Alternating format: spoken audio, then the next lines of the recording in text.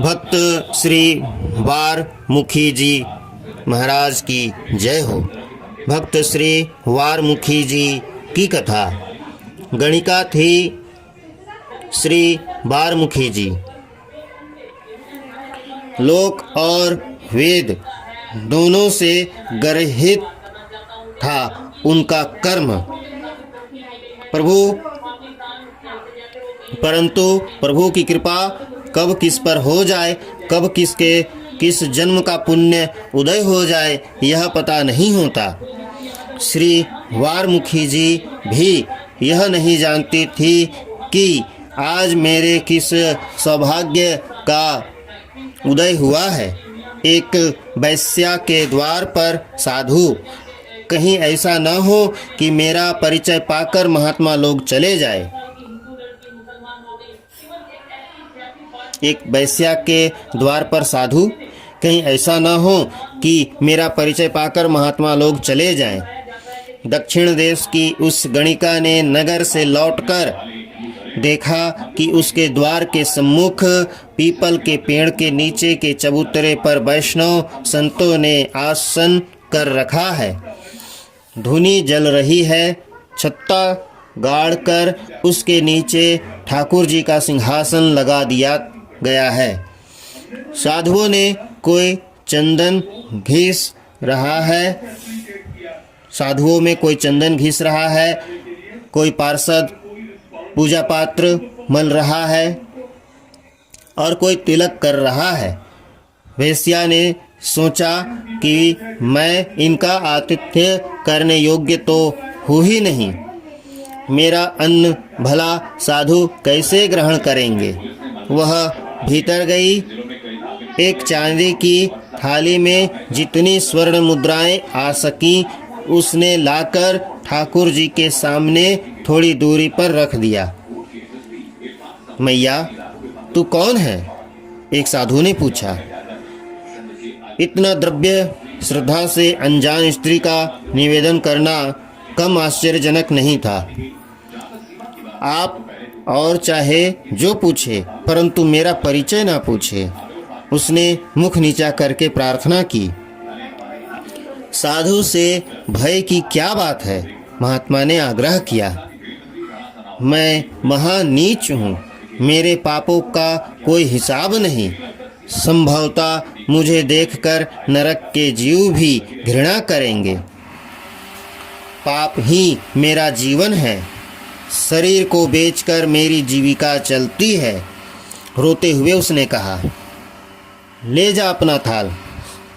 साधु वैश्याओं का धन नहीं लिया करते। एक साधु ने झिड़क दिया। महाराज, मेरी जैसी महापापिनी से नरक या नारकीय जीव तक घृणा कर सकते हैं,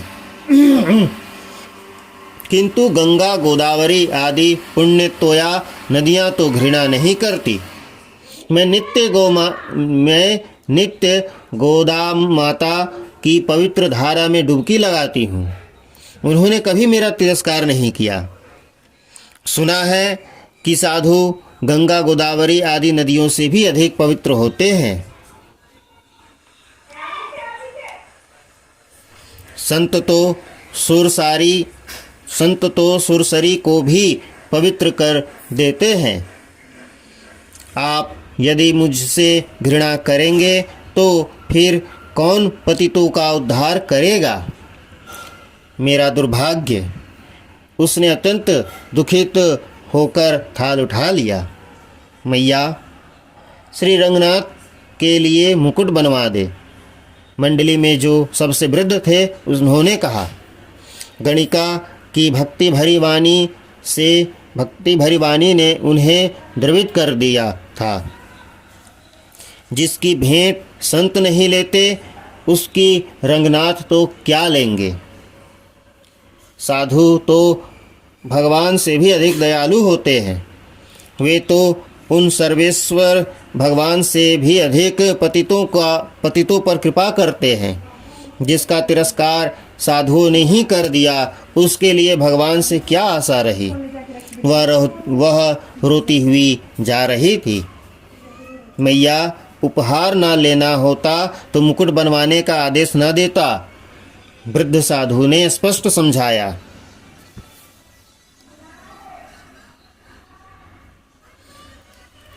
वह द्रव्य साधुओं ने स्वीकार कर लिया।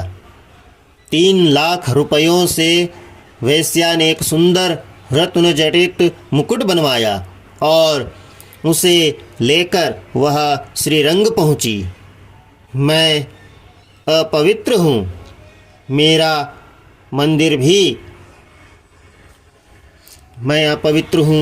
मंदिर में जाना उचित नहीं।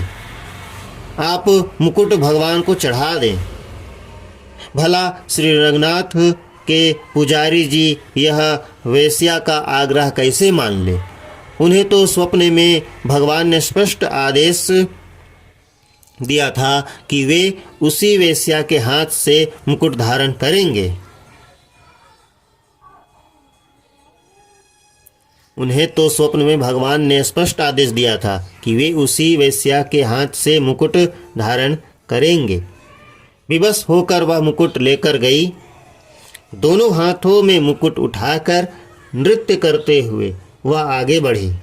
आज भगवान के श्रृंगार में मस्तक पर मुकुट नहीं था, सिंहासन ऊंचा था। मूर्ति के मस्तक तक वेश्या का हाथ पहुंच नहीं सकता था। उसने मुकुट उठाया। सबने देखा कि श्री रंगनाथ के श्री विग्रह ने मस्तक झुका दिया है। वेश्या ने मुकुट उठाकर रख दिया। मूर्ति पूर्ववत हो गई। मंदिर के प्रांगण में ही भगवान की इस असीम कृपा का अनुभव करके उनके दर्शन करते हुए ही उसने शरीर छोड़ दिया। और श्री बारमुखी जी की जय हो। भक्तिमती श्री बारमुखी जी की जय हो। जय हो। भक्त और भगवान की जय हो। भक्तवत्सल भगवान की जय हो।